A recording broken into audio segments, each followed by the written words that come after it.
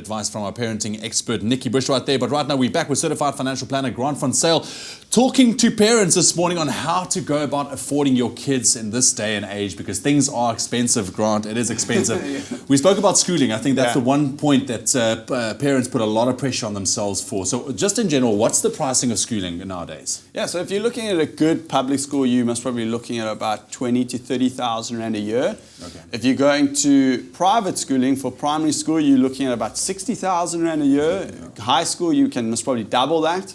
I think the most expensive school in South Africa at the moment is about 250 to 280,000 Rand for the year. So you can see these figures are astronomical. It's not something that you can just hopefully think that it's just going to happen one day. You really need to plan. You really need to plan. So let's talk about that planning. I mean, what exactly would this entail when you go about planning? I mean, specifically for your schooling and everything that your child might need going forward. So I like to do it a little bit backwards. So what I like to do is sit down with our clients and we say, what are you wanting to achieve over your life with your child, and what are you financially responsible for your child? Once you've established these goals and these objectives, you can start factoring in how much those things are going to cost.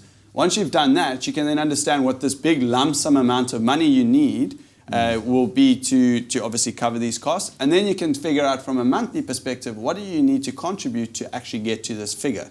Okay. You can then go back to your budget and say, you know what, I can afford this, or no, I can't afford this. And then you can start adjusting accordingly. You know, if you can afford it, well done, you're in a really fortunate position. If you can't, you might have to cut out one or two of the things that you're wanting to achieve. Okay. So run us through some of those practical ways of you know, how parents can actually do some planning. I mean, you obviously have to look at what you earn. Yeah, totally. And then, how from there? Exactly what you just said. Budget. A budget is a fundamental process in running these numbers. I would say look at an annual budget, look at a monthly budget. Once you've done that, make sure that all your surplus money is actually going towards a good investment that's going to be covering these costs. Like you said in the beginning, even though you don't have kids, you might have the surplus money, but it's going towards something you have no clue about. Yeah, you might buy yourself a new car or a new bike or whatever. Yeah. Or just eat out too much or whatever the case.